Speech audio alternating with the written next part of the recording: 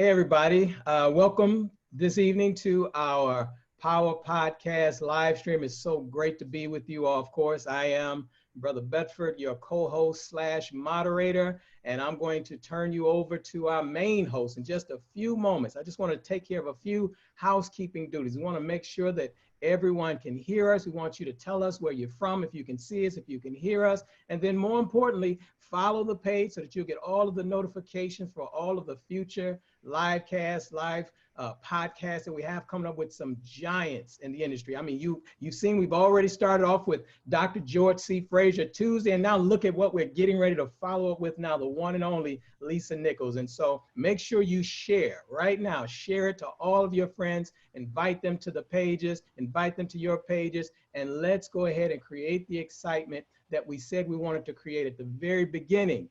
And that is to make sure that we're taking all the information that we're getting in these podcasts and turn this period into our incubation period. I know it's a quarantine, but we want to turn the quarantine into an incubation period where we can take everything we're learning throughout these series of these podcasts. And then when this is over, we come out stronger, we come out better, we come out faster, we come out stronger, and then we're ready to take on the next level of what God has for us. So with that said, again, make sure you're sharing this page. And what I want to do to make sure that we realize the magnitude and the caliber of the individuals who are coming before us, I want to make sure that I give the proper due, and I want to share with you just some of their accomplishments. Again, if we shared all of their accomplishments, we wouldn't have enough time to finish this podcast. So I just want to go over a few things as you're sharing this podcast right now. Again, I want to repeat that. Make sure you're sharing right now, because once we get started, we don't want to keep you long, but we definitely want to make sure that everybody gets their questions answered and that we have enough time for you to be well fed. So with that said, while you're sharing, let me go ahead and tell you who we have with us tonight. Again, the one and only Dr. George C. Fraser. He's the chairman and CEO of FraserNet Inc. Now, this is a company that he founded over 32 years ago with his partner. And this was to lead a global networking and economic development movement for people of African descent. Now, he was born in Brooklyn, New York, so you know he's gangster. He was an orphan and a foster child for 15 years. And I'm sure maybe he'll touch on that, but it's a marvelous story. He spent 20 years in leadership positions at Procter & Gamble, United Way, and Ford Motor Company before starting his own business, which is FraserNet Inc. And he started that in 1987. He has written 6 best-selling books: Success Runs in Our Race, Click, and the most recent book was Mission Unstoppable: Extraordinary Stories of Failure's Blessings. Now, that's a book that he co-authored with Les Brown, and Les Brown will be with us Tuesday. So make sure that you let everybody know that Les will be here Tuesday. We got Lisa Nichols tonight, so they need to get on right now. Now, Upscale Magazine, they named George one of the top 50 power brokers in Black America. He's really #1, to be honest. And that's what Black Enterprise said, that he was Black America's #1 networker when they featured him on the cover. Now, he's been featured on over 7 national magazine covers. He's received over 350 awards. His citations include introduction into the Minority Business Hall of Fame and Museum, 3 honorary doctorate degrees, a chaplaincy, an ambassadorship, and he's a certified financial educational instructor and has his insurance license. He has been named one of the best speakers in America, and 5 of his speeches have been selected for global distribution by the prestigious Vital Speeches of the Day magazine. That's a first for any professional speaker in America. In 2016, President Obama awarded him the President's Lifetime Achievement Award. He is most proud of his 2 charter schools that he helped founded in Cleveland, Ohio, nearly 15 years ago, which educates nearly 300 inner city Black children, of which 60% are boys. So he not only talks this, he lives this. Now, as an elder, Dr. Fraser will now use his massive network, his influence, to launch a new virtual nation with no borders, boundaries, and barriers, and that's called Fraser Nation. And he's going to talk to you a little bit about that a little later on. This is Citizens of Generational Wealth. Now, the goal is to mobilize and unify people of African descent around the world to help them with effective networking, business development, training, and coaching. He will also join the fight for financial literacy in Black America. He's already joined that fight. That's That's like he would. He's already joined it. And here's what he's done. He's launched an organization called WINS. That's Wealth Building Centers and Curriculum. And over the next decade, thousands of new and well-equipped faith-based WINS centers will be open free of charge to all of those who want to teach and learn the basics of wealth creation and management. Over 1 million Black people and allies will be citizens of Fraser Nation. Now, let me go right into Lisa Nichols. She is one of the world's most requested motivational speakers, as well as a media personality and corporate CEO whose global platform has reached nearly 80 million people. I'm gonna say that one again, 80 million people. From a struggling mom, single mom on public assistance, to a millionaire entrepreneur, Lisa's courage and determination has inspired fans worldwide and helped countless audiences break through to discover their own untapped talents and infinite potential. As founder and chief executive officer of Motivating the Masses, Lisa has developed workshops and programs that have transformed the lives of countless men and women and altered the trajectory of businesses throughout the country and across the world. Lisa is also a best-selling author of 6 books, and her 7th book, Abundance Now, was published in 2016 by HarperCollins. Now, in Abundance Now, Lisa continues her journey with her fans, providing a clear and practical blueprint for personal success. Now, this is drawn directly from the life experiences of Lisa Nichols. Abundance Now is the follow-up to Lisa's New York Times bestseller, No Matter What. Lisa's extraordinary story of transforming her own life from public assistance for her family to leading a multi-million-dollar enterprise is the inspiration behind her bold mission to teach others that it is possible that each and every one of us can do the same. Today, fans worldwide revere Lisa for her mastery of teaching people how to accomplish unfathomable goals and tap their unlimitless potential. A noted media personality who has appeared on Oprah, The Today Show, Dr. Phil, The Steve Harvey Show, and Extra, and that's just to name a few. Lisa has been celebrated for the impact she has on the lives of teens as well.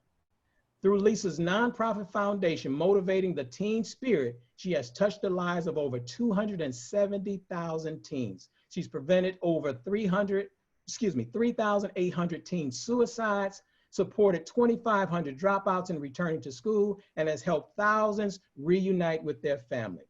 Now, among the prestigious awards and honors bestowed upon Lisa for her extensive work are the Humanitarian Award from the country of South Africa, the Ambassador Award, and the Lego Foundation's Heart of Learning Award.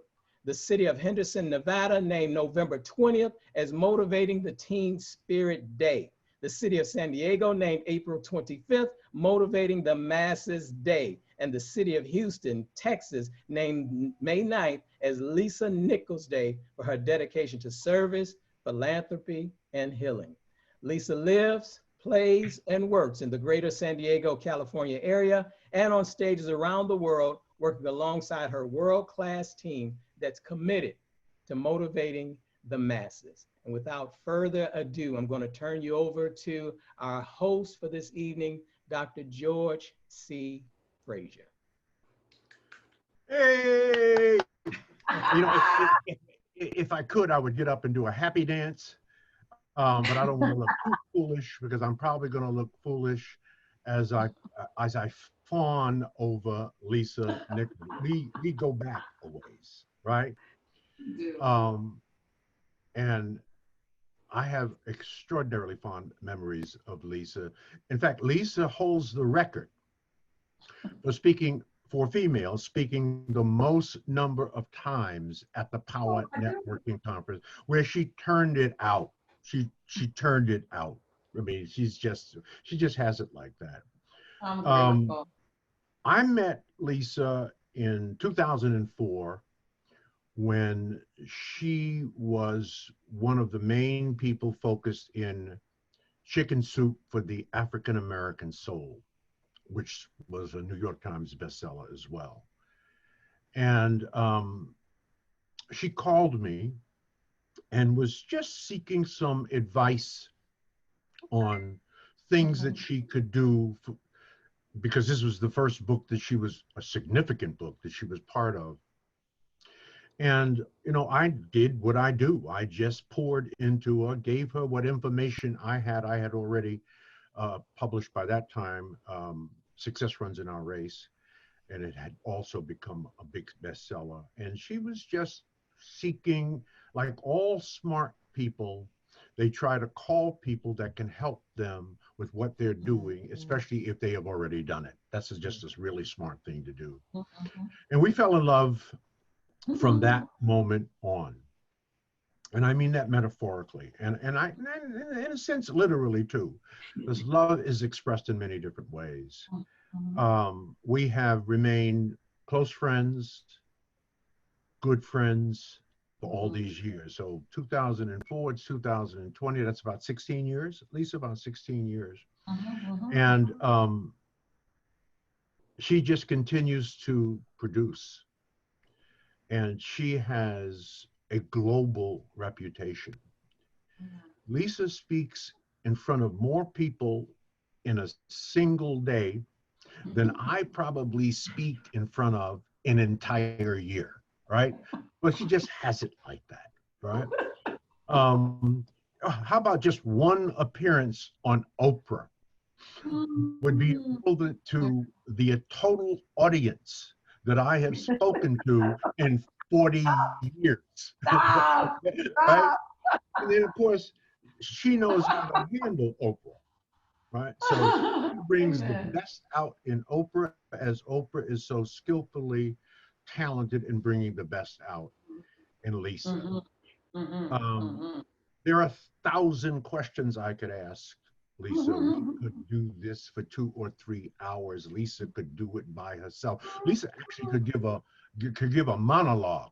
It's so much more fun with my friends. Right? No, it's so much more fun. Before you go into any questions, I have to say this though. First, thank you for having me. Thank you for always having me. Thank you for your trust in me. Thank you for your leadership. Thank you for your sacrifice that we don't even see. What I don't know if you know, but when I called you in 2004, I was scared. Jaylani was like 5. I felt like chicken soup for the African American soul was my opportunity and I needed to seize it. And I heard about this man who was just trailblazing and helping Black people. I was like, I qualify.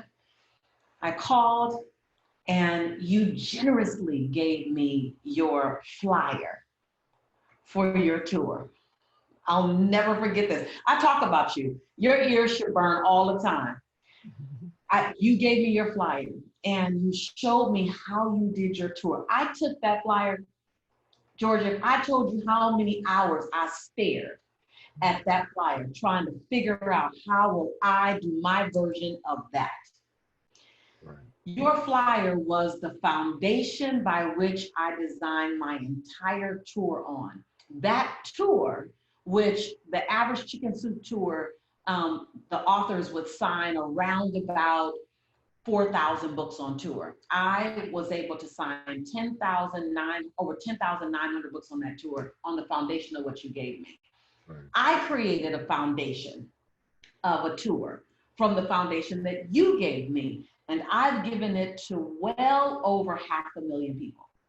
So brother, your work goes far and wide. Thank you. No, thank you. You not only took a piece of advice, Lisa, because this is what I think I told you this a long time ago, and you made it better. You trumped, right, what I thought was the trump card. You trumped that. Maybe I don't want to use that word, right? But you made it. Turbo on. I just put a little turbo on it. All right. You made it better, and I'm so proud of you. Still proud of you. You're still out here.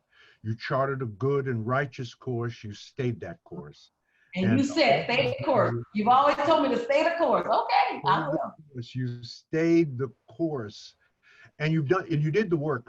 Someone asked me a question on Tuesday on my podcast, Dr. Fraser, what is the single most important reason why people don't succeed in business? And you know what I said to him? It's very simple.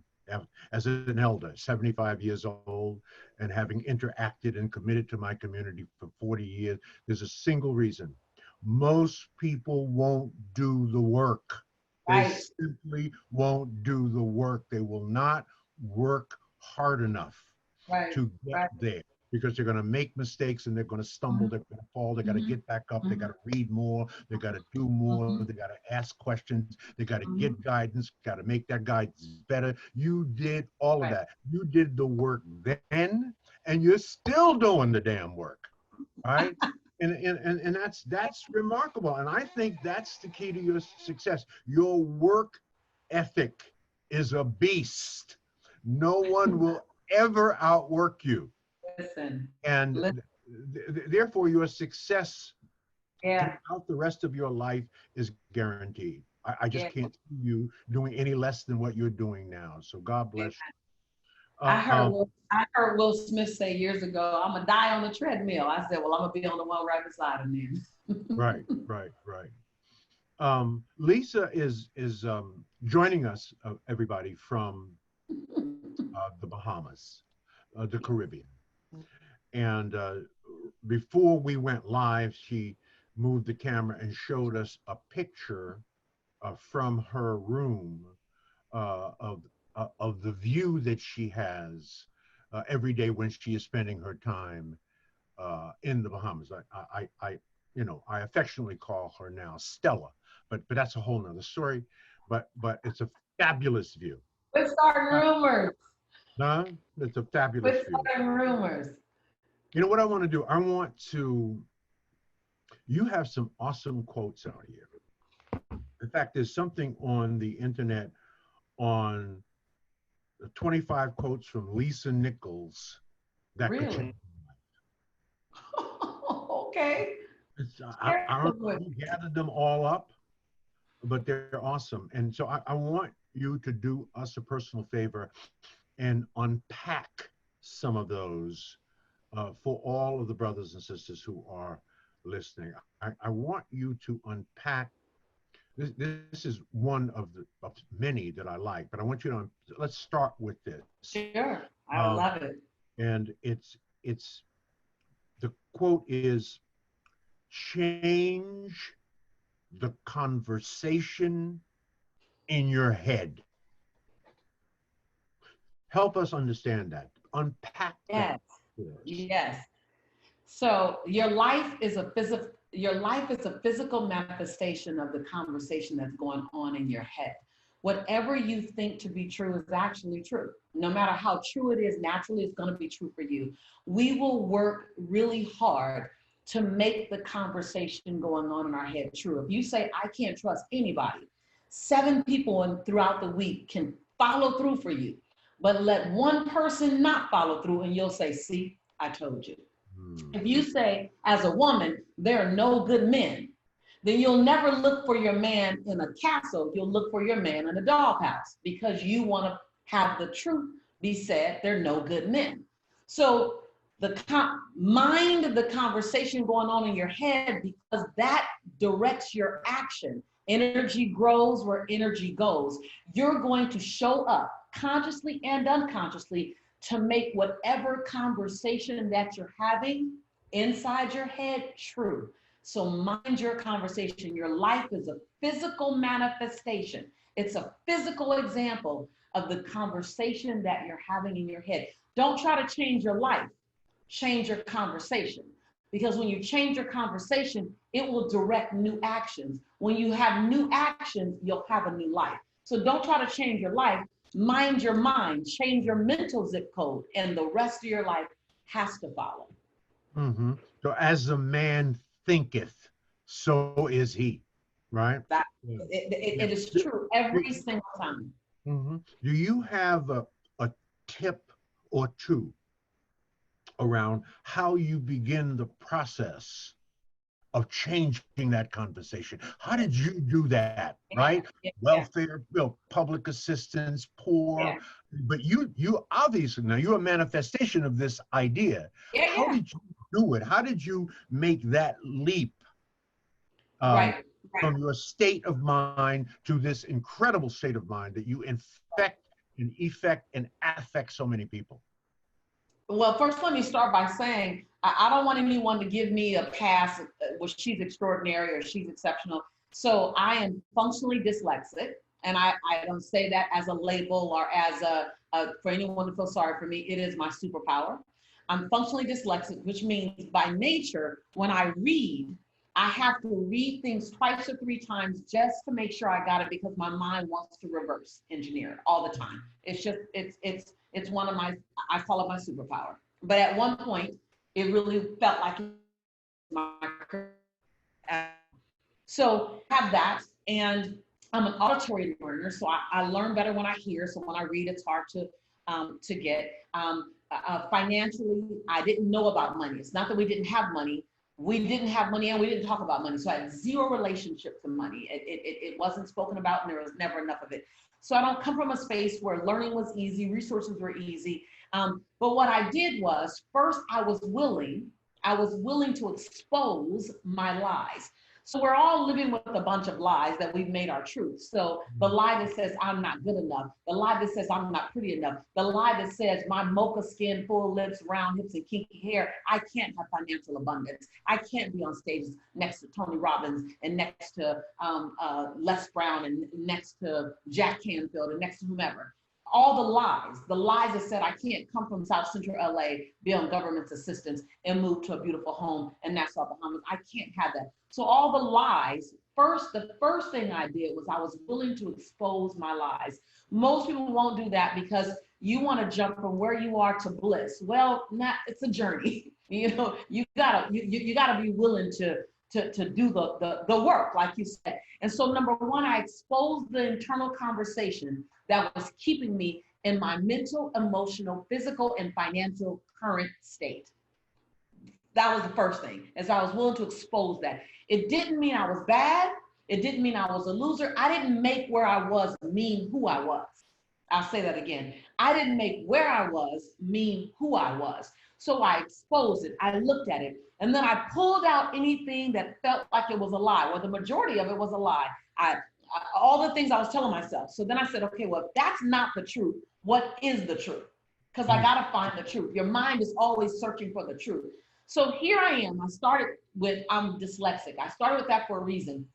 Because to read a book, George, for me to read a book, it would take 90 days to finish the book and understand the book. No one knew that. No one knew that. No, all these years, no one knew that. To this day, I don't write books. I recite books. So I'm an orator. So I speak my books, have someone else transcribe it, and then I review it to make sure it's right. Because if I have to write it, oh my God, it takes years to get it out based on who I am, where I am, and how I'm made up. So number one, I made who I am okay. So then I began to pick up books. And the first book I picked up was Stephen Covey's 7 Habits of Highly Effective People. I gotta tell you, it took me 6 months to get to the end of the book. And to this day, I understand about 35% of the book. But the 35% I understood, I applied. Yeah. I applied. And so I wasn't a book collector. It took too much for me to get to the end of the book. But what I was a book implementer. I would read the books and highlight them in yellow. Let's say I would highlight in yellow first, Brother Bedford. And then the second time, I'd highlight it in pink. Then the third time, I'd highlight it in green. Then the fourth time, I'd highlight it in blue. See, I read the books, I picked them apart. By the time I showed you my book that I read from you, you'll be like, what were you doing? I'm studying the book, not reading the book. And then as I read each chapter, I would write down, based on what you just learned in that chapter, what can you do real time to show you now know something new? See, most of us are information junkies. I'm an application junkie. I love applying. So I will tell people in a minute, slow down, hold on, let me go do something based on what I just learned. Let me go do something. So I apply intellect to action, intellect to action, intellect to action. Joan Baez says that the antidote for despair is action. Lisa Nichols adds that the prescription for success is action. How is it that one word, one verb can be the solution to your problem and the access to your desires? It's because it's a powerful word that can change the game, and that's action. The difference between me and most is that as I was growing, I remained the consummate student. And I held myself accountable to be in a certain amount of consistent, keyword, consistent action. The third thing was that I was willing, get this, I was willing to become familiar with discomfort. That right there. See, most people, and I don't know if this is in one of the quotes, but I love saying this, that most people are more committed to a familiar discomfort than they are to an unfamiliar new possibility. I'll say that again. Key word is familiar and unfamiliar. Most people are more committed to a familiar discomfort than they are to an unfamiliar new possibility. See, I was committed to the unfamiliar. That says a lot because you're living inside of a cognitive dissonance. And cognitive dissonance is when your mind is in constant disruption because where you say you are and where you see yourself to be is not congruent with where you actually are. So your mind is constantly saying, get moving. Because if that's who you see yourself to be, we got to get up early. We got to go to bed late. And so my mind, though I was at peace with who I am, my mind always required me to keep going to the person I saw myself to be. And so, and you're not born with it. So it's not like, oh, that's just Lisa. I won't let people let themselves off the hook by saying, that's just you, Lisa. No. I'm not extraordinary. I'm an ordinary woman, George, who chose every day to make 1, 2, 3, or 5 extraordinary decisions.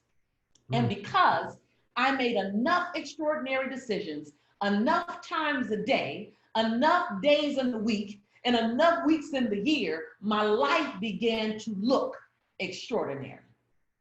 But I'm ordinary. I'm ordinary. I'm ordinary choosing every day. I get tired, I get frustrated, I get sleepy, I wonder what's going to happen, I miss my mother, I'm stuck at home like everybody else, I'm doing it like everyone else. It's just, what do I choose to do with my hours? And so, so that's some of the things that I did, but I came at it as a student. I came at it hungry. I came at it humble. I never had anything to prove to anybody. I just wanted to learn and grow. Yeah. It was Einstein. It's one of my favorite sayings by Einstein. It's not that I'm so smart. It's just that I stay with problems longer. Right. And that's that right there. Yeah, right? Yeah. You stay with it. You get a base and you build on that base and you keep building on it and making it better and constant never-ending improvement. And you are changing the conversation in your head. You're really talking to you through the actions that you're taking. You're modeling the behavior that you want from Lisa Nichols, right? Each time you model it, each time you teach it, each time you say it, you become it, right? That's a powerful, that's powerful, Lisa, powerful. Let me ask you this question. You also say, it's one of your famous quotes, it's not enough to want a better life. You just ended it. And let me tell you what I like about your quotes. What'd you say? I want to tell you what I like about your quotes. A, they're provocative, and they are incomplete. You say things so that people who read it complete your sentence. Yes. That's very slick. That's very right. It's a really, really good way of forcing people to extract something out of what you said and apply it to their own personal situation and make it come alive. So unpack for us. It's not enough to want a better life. Yeah, you got to be an active player in your own breakthrough. You gotta, want is wishful thinking. Want is the desire of. You haven't done anything yet. It's not enough to want it. It's not enough to talk about. I'm blown away when everyone's on social media saying, I want this, I want that. Well, why are you so busy telling me? Show me that you want it. Show me that you're hungry about it. Let the evidence scream so loudly that you never have to open your mouth. It's not enough to want. It's not enough to say I'd like. It's not enough to wish. It's not enough to have a desire. Desire, want, and wish plus application consistently and a strong dose of get back up. Because if you play big enough, you're going to have breakdowns. Matter of fact, the bigger you play, the bigger your breakdowns. As a matter of fact, if you're not having breakdowns in your life, you're not playing big enough. So it's not enough to want and to be in action. You got to want, be in action, and flex your get up muscle, your faith muscle, your resiliency muscle, your determination muscle. We all want to, so many times people want to have all these attributes, and yet you realize that you get them in action. I love it when my students tell me, when they step on my campus in one of my programs, they say, Coach Lisa, for clarity before I take action. And I say, and clarity is waiting on you to get in action so it can come. See, everybody's waiting. I'm just going to wait till I get clear. Well, there's no clarity in stagnation. There's just stagnation in stagnation. But clarity is waiting on action. Clarity chases action. You take one step, you either step into something good or you step into something bad, clean off your shoe and step in the other direction. Either way, action is required. And so wanting isn't enough. Wanting is wishful thinking. Wanting is like what making the Christmas list and sending it to Santa in the South Pole. We know what really happens. There is no South Pole. There is no Santa. There's a mother, there's a father working hard, going to the store, using their savings and buying something. So just like that, you got to do the work. And so when wanting and wishing and desiring by itself is going to set you up for a life unfulfilled. Get in radical action. And as a matter of fact, you don't have to have clarity completely on what you want. Just move in the direction of what feels good. And clarity will open itself up because you're moving in the direction of what feels good. I didn't know that I would be this woman today. There's no way you could have told me that this woman was on her way. I knew the zip code, George. I knew who I desired to be. I was 25 years old. I was in Spokane, Washington, and I was reading the chapter in Stephen Covey's book that said, if you die today, what will 4 people say about you at your funeral? What will a family member say? What will a community member say? What will a colleague in business say? And what would a sibling say? What kind of mother were you? What kind of sister were you? At the time, I didn't have any children. I was just designing, just figuring it out. I was just kind of floating along. And I'd never forget, I was so afraid that if that plane crashed on the way home from Spokane, Washington, back to California, that I would not have lived the life that I wanted to be told about me. He goes on to say in that chapter that you are to live a life like you're writing your eulogy. For some reason, that didn't scare me. People don't want to talk about your obituary or eulogy. Well, your life is writing. That didn't scare me. It put a fire under my belt. I said, hold on. I am literally designing the story about my life that I want to be told. That right there. And so when you hold the fact that you're designing, what do you want to be said? Don't leave it to chance. Live the life and then know what's going to happen. And so that I want is followed by I will. It's followed by I did. I got up and I did again. That's followed by it's done. Next. Wow. One final from your quote, then I have some questions that I've developed for you. Your quote, how to make some killer life-changing goals. Killer life-changing.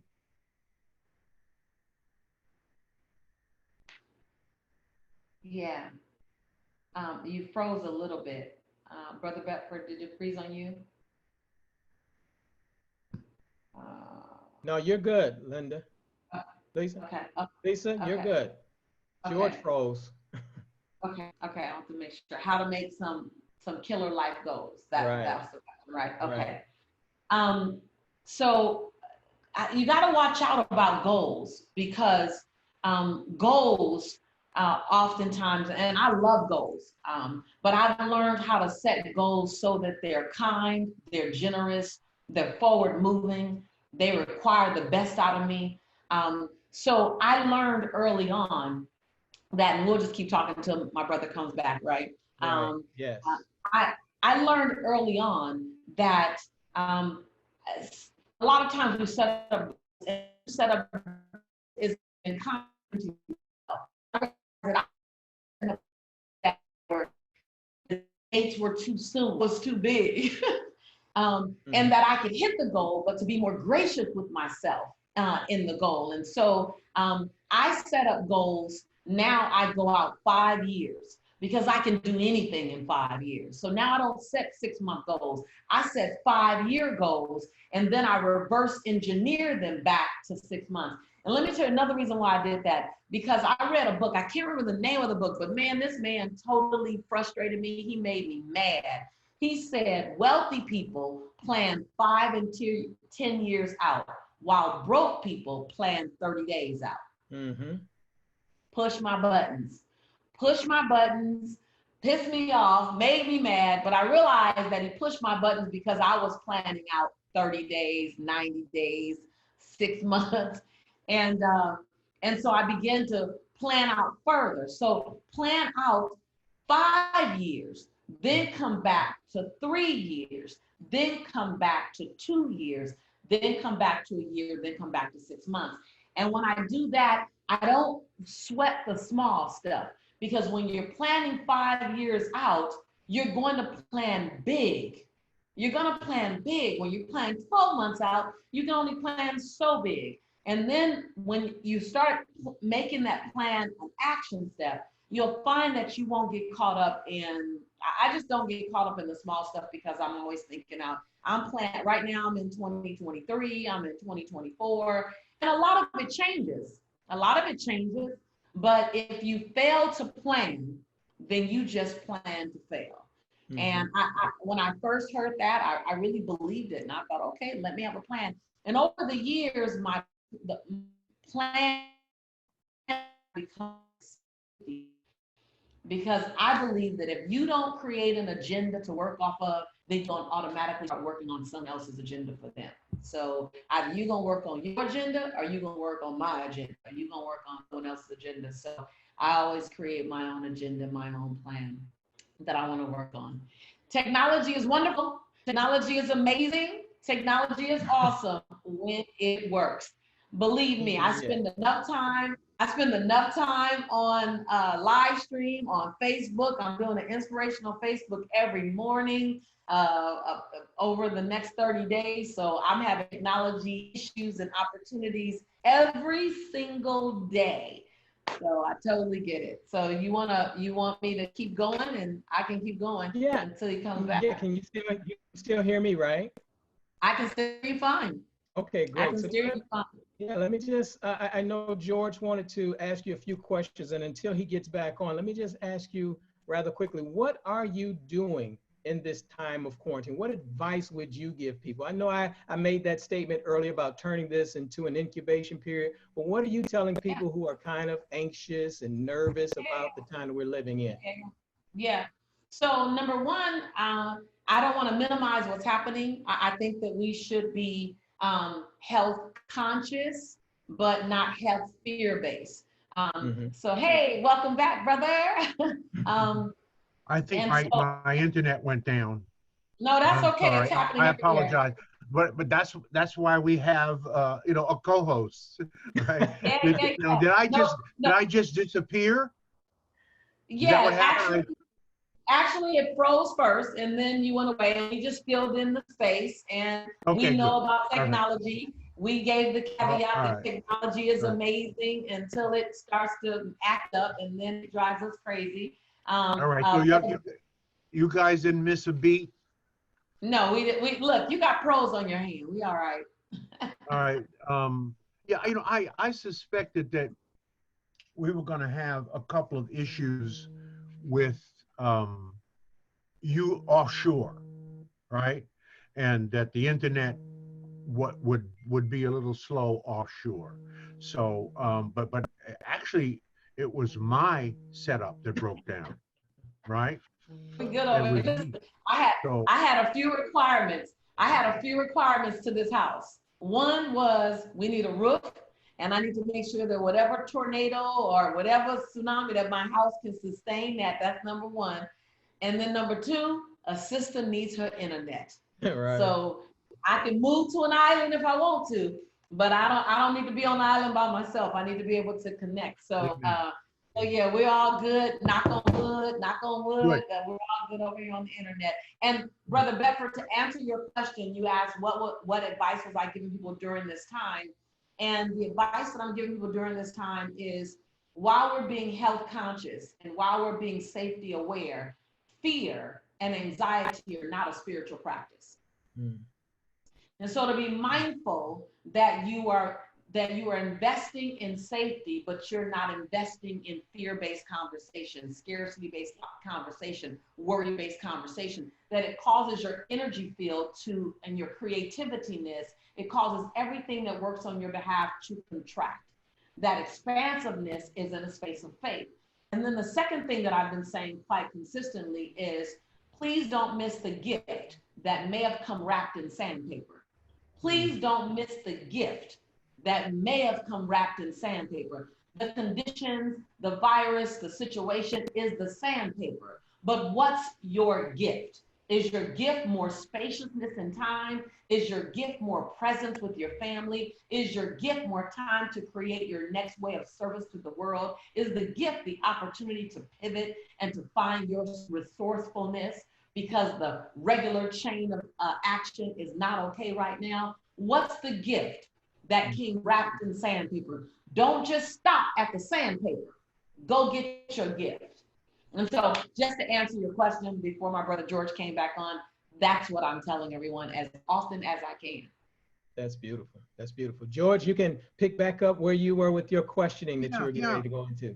I apologize, but No need, you know, no need. the internet is wonderful when it works. No question about that. If you could wave a magic wand at this moment in time and solve, let us say, one business headache forever, what would it be? Oh, I love it. And how naughty of you to just let me solve one. One. But you just get just one. Right. So which one would you solve? What would it be?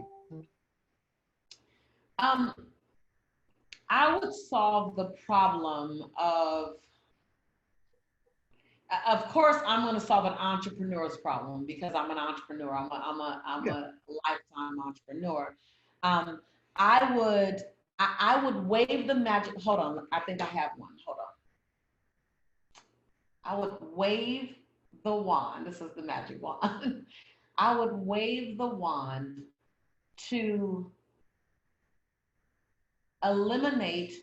I would wave the wand and act on the other side of it. Entrepreneurs would know all of the two things, the research and development that needs to be done before they throw all of their life savings into a business.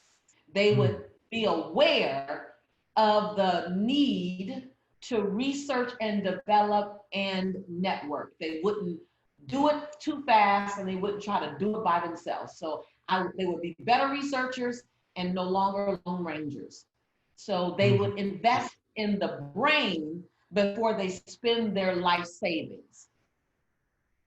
They would build their skill set before they measure themselves against a George Fraser or a Brother Bedford or a Lisa Nichols. They would build their skill set before they compare. And then be without comparison.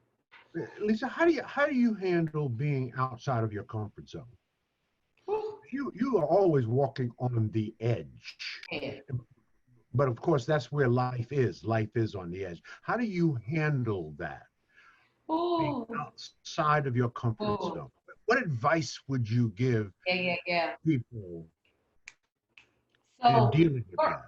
Yeah. So first of all, I would love to eliminate the myth that I don't get nervous and I don't have moments where I get fear storms.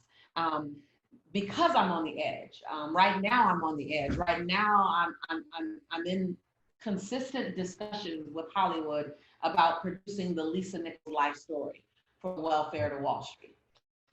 So I can feel the jitters, constantly feeling the jitters. And you're right, I find that edge, because if you're not on the edge, you're inside of complacency. That's number one. But my relationship to fear, I've changed it over the years, George. So fear has lived with me. It bumps in my room. It climbs onto the plane with me. It walks onto the stage with me. It picks up the pen and writes with fear. It's just there. So, but my relationship to fear is that it's my roommate. It's not my opposition. So fear has no power with me. It's just there. So it's my indicator that I'm playing big. It's my indicator that I need to go seek counsel. Like when I called you, I was afraid back in 2004. I never forget, I was crying in Cracker Barrel. I was crying in Cracker Barrel with my spiritual mentor saying, I just got the contract to write Chicken Soup for the African American Soul. If I don't do this right, I'm gonna piss off a whole lot of Black people at one time. I'll never forget. That was such a fear of mine. What did I do next? I flew back to California. I found a phone number. So fear is not there to stop you.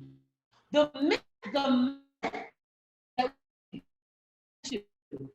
is that fear is there. Fear might say slow down. Fear might say go seek counsel. Fear might say do some research, but fear never says stop on your dream. So yeah, I'm on the edge, but I've become, and I have this feeling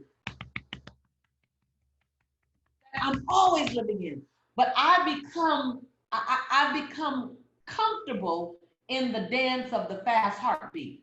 I respond to it. I ask myself, what do you need to slow the heartbeat down? Oh, I need to go seek counsel. Oh, I need to study.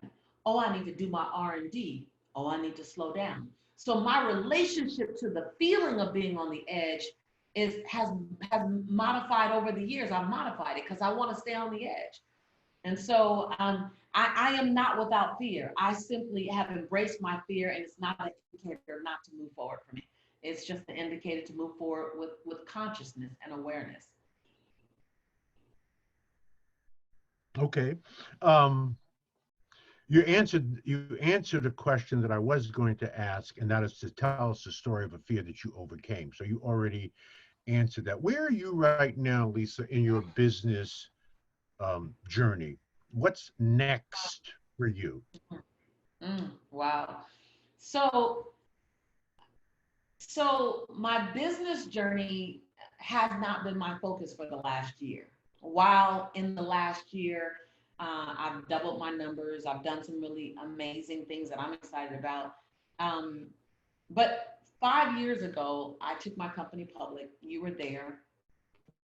And I found out a year and a half after I took my company public, and I haven't talked about this publicly a whole lot, that the consultant that I entrusted my word, my business that I built for 20 years nearly, my students, was a fraud.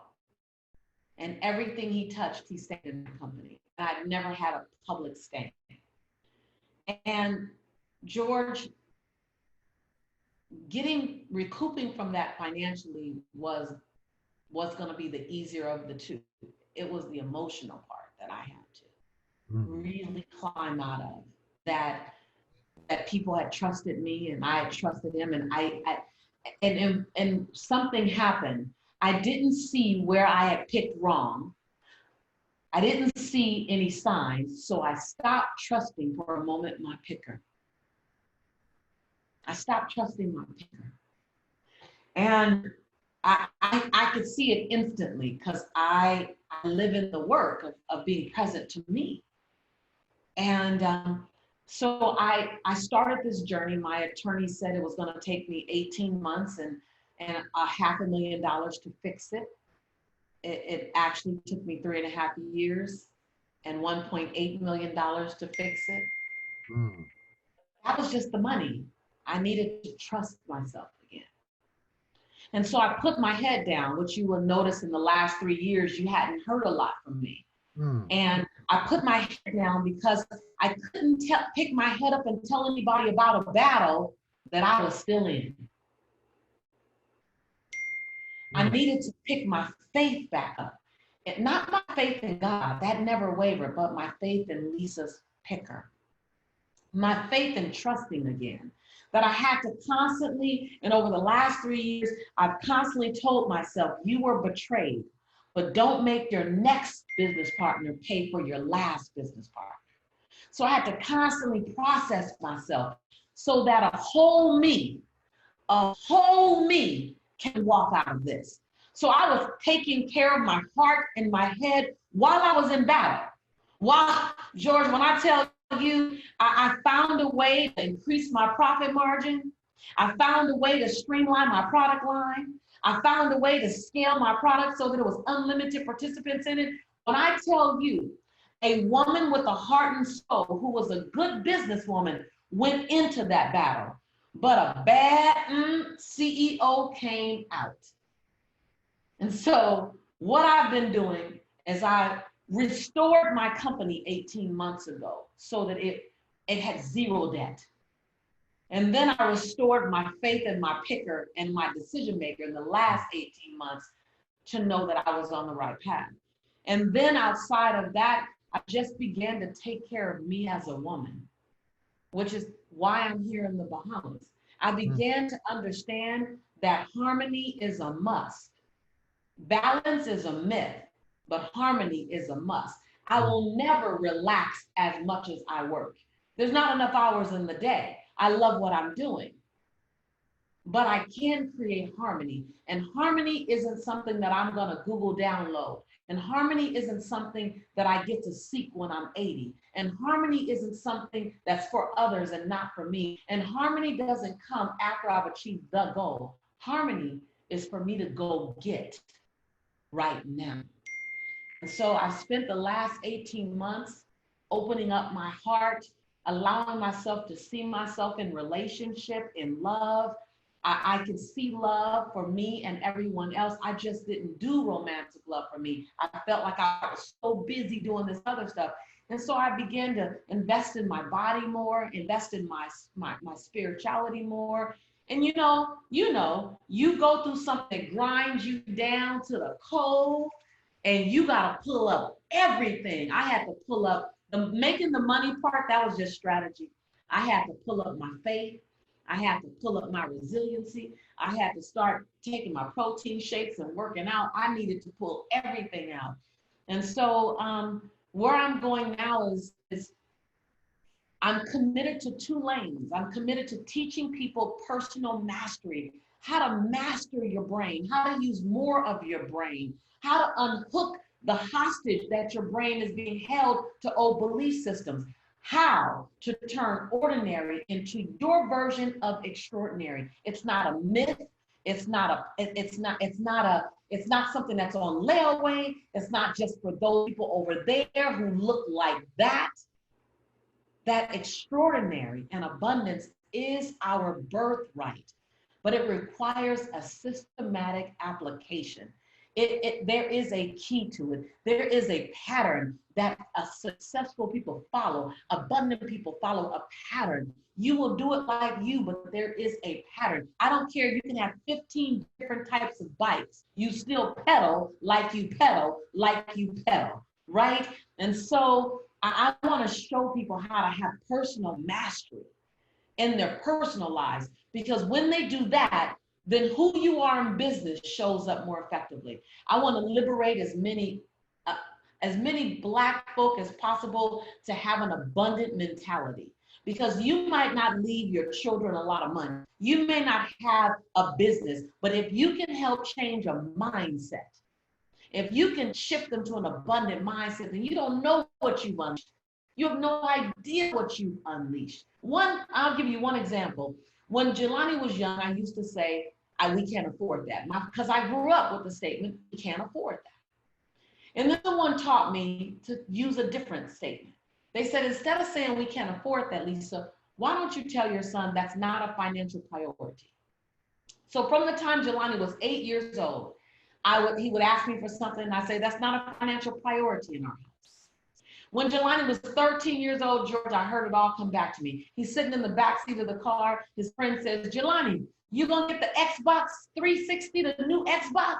He said, oh man, I'm sure that's not a financial priority in my house. Mm. The mindset. Jelani can't ever remember hearing, we can't afford that. All he knows, now he's married. He just celebrated his 1-year anniversary last week. And his wife wanted to get a new something. And he called me and said, Mom, what's the best way to tell my wife that this thing she wants to get is not a financial priority in our house right now? Mom, how do you recommend I say that? That is the freeing of a mind. And so that's the journey I'm on right now, George, freeing our minds. I want to get to some questions. I don't know, Brother Bedford, do we have some questions? Have we aggregated some questions? And I ask you one final question myself. Keep it brief. What useful advice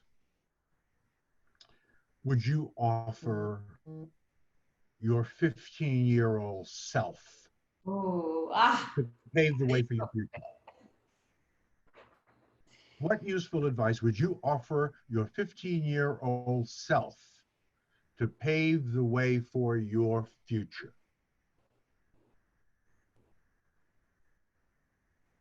I'd give her, first I'd sit her down and I'd hold her while I was talking to her.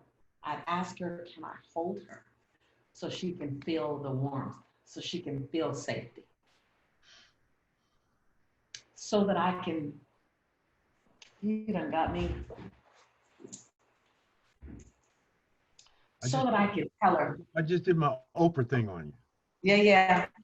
So that I could tell her that when she feels alone in the future years to come, because she will feel alone, because she actually will be alone, that her feeling alone is not bad or a misfortune. They're parts of her journey that she's going to have to take along. So that she begins to embrace being with herself by herself and to not feel as if she's abandoned or lonely or without. I would then tell her, number 2, I would tell her that no matter what happens through the course of your day, you woke up enough. I would then tell her, number 3,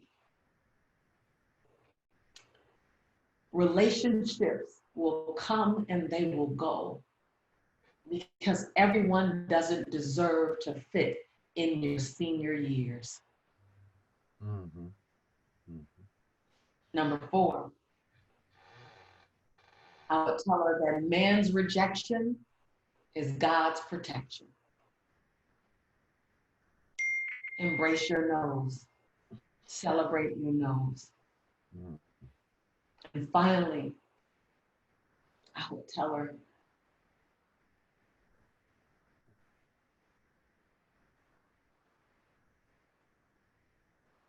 that whatever cause you pick up, little Lisa, make sure you don't put down your relationships to hold it. Call your grandmother, call your mother, call your brother, call your cousins. No matter, I would tell her, they're gonna write a lot about you, Lisa. They're gonna say a lot about you. Don't believe the press. Don't ever think you're too important and so important that you can't make those calls. Don't sit down relationships to pick up purpose. That's what I would. Brother Bedford, you have a question? Yes, George, we have a couple questions. Lisa, someone wants to know, and this is our dear friend Cheryl Woods. She'd like to Hey, know. Cheryl, that's my friend as well. Hold on. That's my girl. Hey, baby. Cheryl wants to know, how should speakers best leverage their current time? Yeah, absolutely. I love you, Cheryl. So, number one, I believe that business grows from serving a need. And all businesses, Cheryl, and I've said this to you in the past, and right now it's so relevant, that businesses are built by eliminating a pain or helping a desire to be born. Only two reasons. Businesses grow because they eliminate a pain or they help a desire to be born. Not every business, Cheryl, can do both. But as a speaker, depending on your topic, some speakers can do both. I happen to know you, so I know you can do both. I'm going to invite you.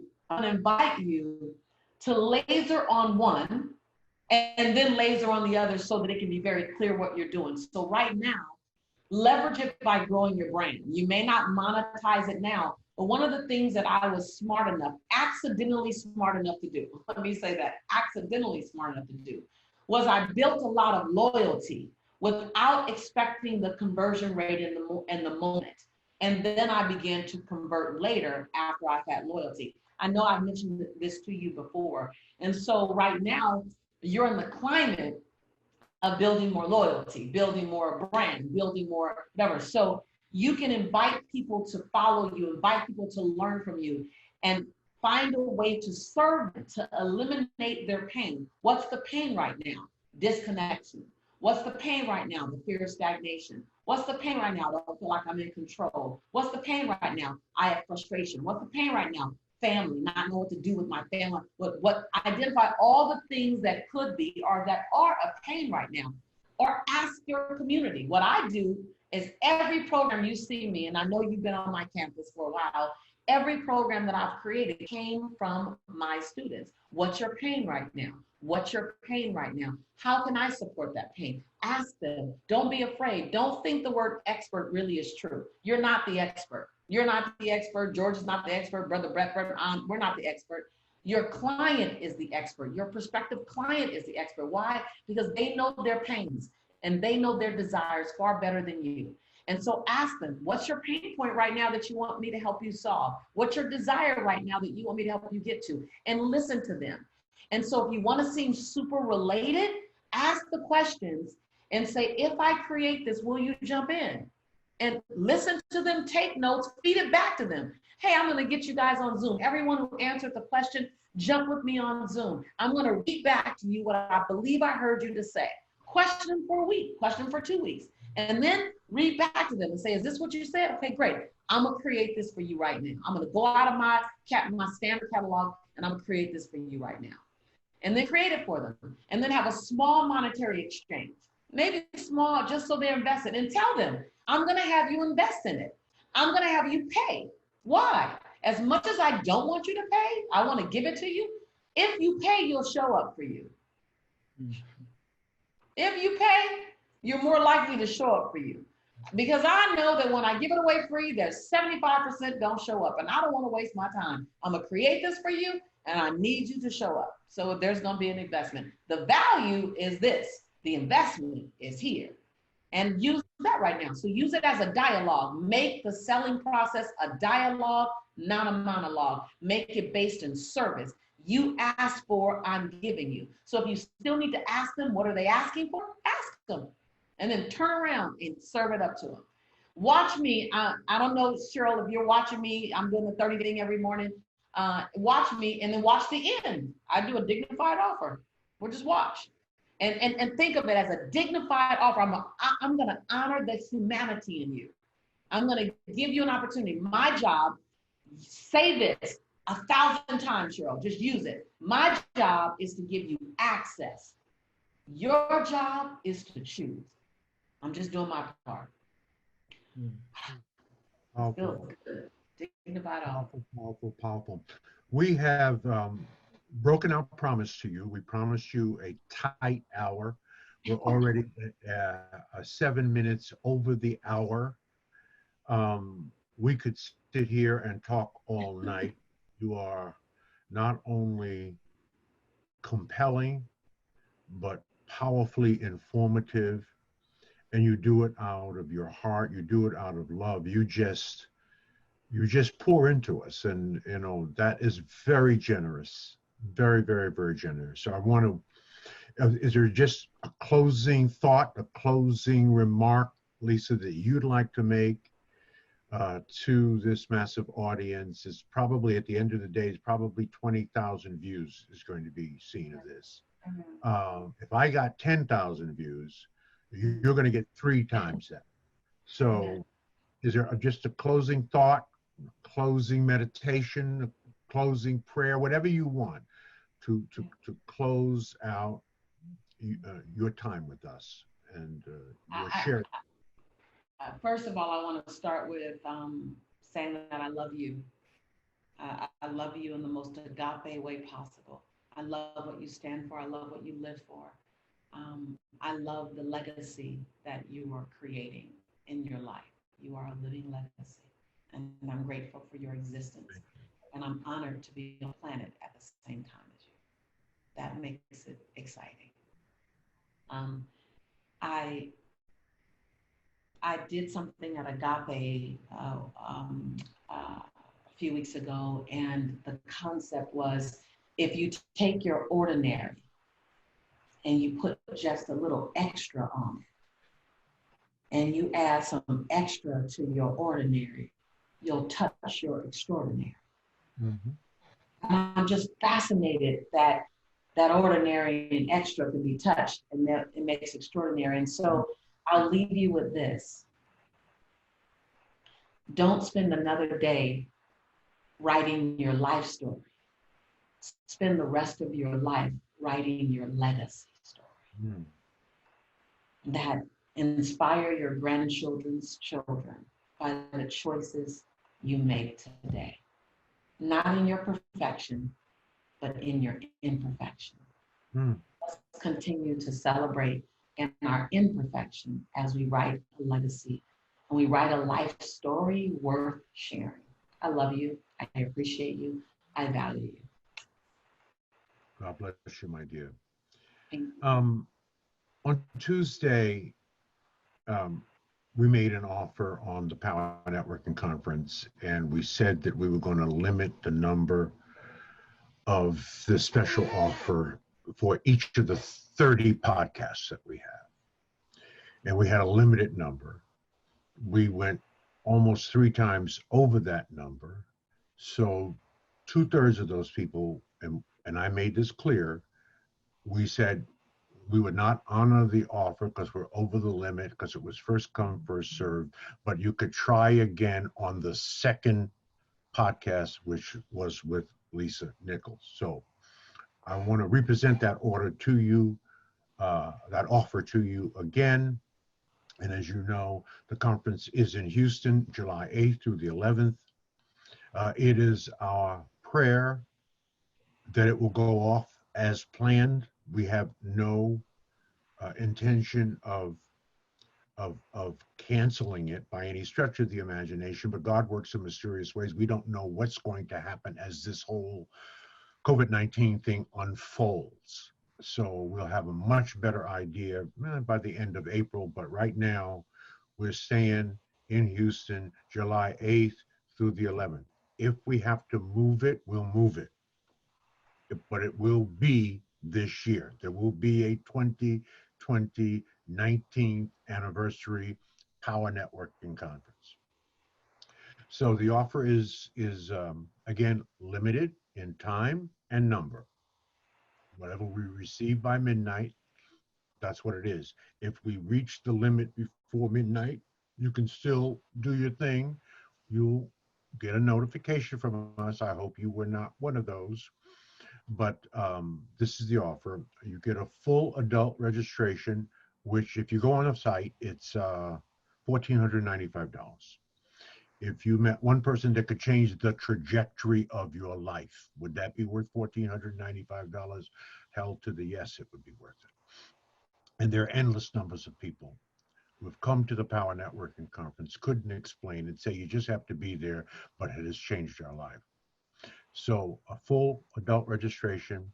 And then, of course, we encourage that you bring a young person with you. We should be conventioning and conferencing with our young people sitting at the feet of masters. That's what they should be. It should be the collective and combination of Generation X, Y, Z, and Generation Alpha, the children of the millennials, and the baby boomers. I'm the oldest of the baby boomer at 75. The youngest of the baby boomers are 55. All right. So you should bring a young person.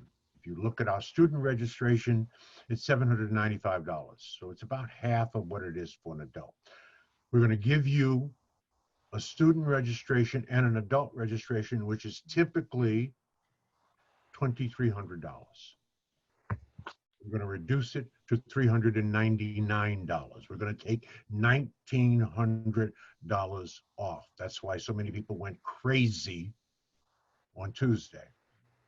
So you have a limited time. It's very simple to execute. You have to email me at gfraser@frasernet.com. gfraser@frasernet.com. We've already gotten 10 because a little thing pops up on my screen. gfraser@frasernet.com. Say, I'm in. Put your name and cell number, and we will contact you and close the deal. That's what we're going to do. So if you're out there and we didn't honor your request on Tuesday, this is the time to do it. Act on it now before the limit is reached, and you'll have to try again when Les Brown is on next Tuesday. Okay? So that's offer, and I can't say how much this has meant to me, how magnificent your ideas, your spirit, your passion. You are as effective on screen. This is why they're going to make a movie about you. This is why Oprah will you. This is why you're on all the television programs. You're as effective on screen, Lisa, as you are live. Your spirit sort of jumps out at us and touches us, and you do it out of love. You are deeply committed to our people and to the world of people. And we love you for that. And you are just getting started, baby. Your best years are ahead of you. That the New England Journal of Medicine just did a major study, darling, on the 3 most productive periods of our life. Look it up on Google. The number 1 most productive period of your life is between 60 and 70. The number 2 most productive period of your life is between 70 and 80. I'm 75. This is the most productive period of my life. The number 3 most productive period of your life is between 50 and 60. Wow. Right? So I got 30 years of productivity. 0 to 50, you're That's just practicing. That's right? You're just practicing, baby. Your best stuff is in front of you. And you have the love, and you have the work ethic, and you have the spirit to hang in there and to do it. And we love you for it. Thank you so much for your time. Thank you for your commitment to the world, and especially to our people, and for sharing unconditionally and freely. And we love you. Thank you for pouring into me. You have any closing thoughts, any closing words? Well, as always, I want to thank Lisa. You just water our souls. I mean, the comments, everyone is just saying you're the best. You water our souls. You always feed us and nourish us. And so I'm just honored to know you, sis. The spirit and energy that George spoke about earlier, you displayed that to me, almost 10 years ago when we first had our encounter. So you've always been this way, and we just want to continue to thank you for continuing to pour into us the way that you do. Just two things I just want to say. Obviously, you gave some very profound instructions earlier about how you study. And so I think it's critically important for people to study this video. You need to study what Lisa shared. You need to highlight it. You need to get it transcribed. You need to make sure that you tear it apart because it's pregnant. It's pregnant with wisdom that you shared with us. And so we want to make sure that you can have access to that. Just go to newblackpower.com, enter your information. I'll make sure that everyone has access to this video to watch it over and over and over again and extract the nuggets that Lisa shared with us. And the last thing I want to ask, Lisa, how can they reach you? How can they contact you? Well, I'm so grateful. My website is Motivating the Masses. So motivatingthemasses.com. That's where you can find me and find out what we have coming up. We have some very exciting things coming up. I'm going to definitely point folk over to George. We have a couple of things happening right before then online. And then you can follow me on Facebook, obviously, Lisa Nichols fan page, where I'm doing just a 15-minute daily inspiration for the next 30 days. We're calling it Courageous and Delicious Dialogue. Just to feed ourselves a diet of possibility. So if there's value, I would love to always be of service. I hold it as an honor to stand beside servant leaders and to be able to serve, not only in this time, but when everything is swinging in an uproar of abundance, to serve then as well. So I'm grateful for your acknowledgement. I'm grateful for your time. George, every time I hear you say that I'm passionate about learning, I can feel it in my soul because I want to jump and go. I am. I know that I had to come through the pressure that a coal experiences to find the diamond in myself. And I think, like you and Brother Becker, you want to reach back and you want to help everyone, like the Sherwoods, who are already doing amazing things, and all the other amazing people. You want to help them find their own light and their own diamond, because we all are diamonds. And so thank you for the acknowledgement. I don't think I ever hear it and it stops. I stop feeling my chest expand of gratitude that this is who I get to be. This is who I've chosen to become on my journey to who I'm becoming, right? Because there's more. Per George, I just started doing my best work. Amen. So I'm honored. I'm honored to be in the same, just in the same zip code with you. And if for anyone who's questioning, who's wondering the value of the conference, I will tell you firsthand. George opened with, I've spoken at more conferences than anyone as a woman coming back. But the reality is, I would come back if I wasn't speaking so that I could learn and I could be connected. It was at the Fraser Net conference. I remember I stood in the back of the room at my first conference, and you were doing the auction, and you were auctioning off some serious people, like time with some serious movers and shakers. I mean, auction off full of days with like Queen Latifah and we auctioned Stedman and Oprah one year. Yeah. Like auction off some serious people. Can I tell y'all, I have never wanted to be on an auction block like that in my life. I was like, I can't wait to get to the auction block. I was like, auction me, because it said something. And watching these people and one of the first people that won an auction with me when I was on the block was your beautiful sister. And so, we did well. We did very well. And all the money, if you remember, goes for student scholarships, right? It was good. It was for a good reason. It was with good people. It was good outcome. It was just good all around. So listen, if you're wondering, should you go? I'm wondering why you're wondering. So George, let's find reasons to play together and call it work. Brother Bedford, I honor you. I celebrate you. I am in my harmony, so I appreciate your time. I'm gonna go and spend family time. I think I'm supposed to be playing Uno in a few. Amen. Amen. Amen. Amen.